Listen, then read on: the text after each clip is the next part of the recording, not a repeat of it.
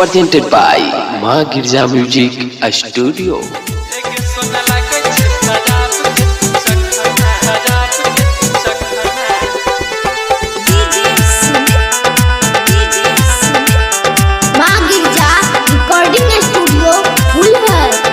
गोरे गोरे मुखरा काला काला चश्मा चश्मा चश्मा गोरे गोरे मुखरा काला काला चश्मा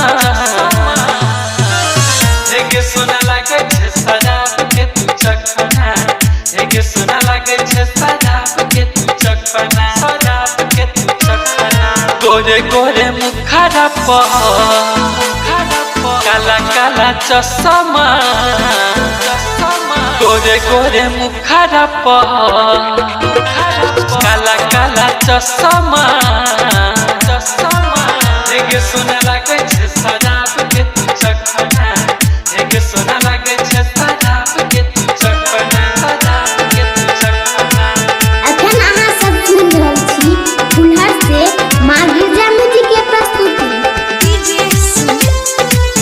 एके सोना लागे छे शराब के तू चखना शराब के तू चखना। तोहर पातर कमर लहपा लप कहरोगे तोहर कातिल नजर का हम सब कहरोगे हम सब कहरोगे तोहर पातर कमर लहपा लप कहरोगे तोहर कातिल नजर का हम सब कहरोगे हम सब कहरोगे। जिला मधुबनी में हुई जेतै घटना जिला दरभंगा में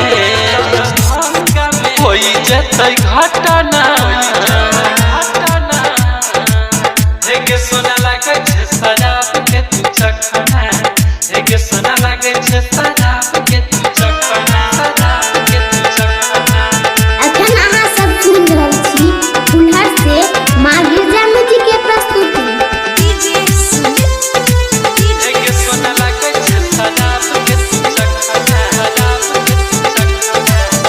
सब छौरा सब तोरे पलागल छौगे तोहर जुल्मी जवानी पागल छौगे पागल छौगे सब छौरा सब तोरे पलागल छौगे तोहर जुल्मी जवानी पागल छौगे पागल छौगे। डीजे वाला छौरा के उड़ाई दही सपना डीजे वाला छौरा के उड़ाई दही सपना एके सोना लागे छे शराब के तू चखना एके सोना लागे छे शराब के तू चखना शराब के तू। गोरे गोरे मुखरा काला काला चश्मा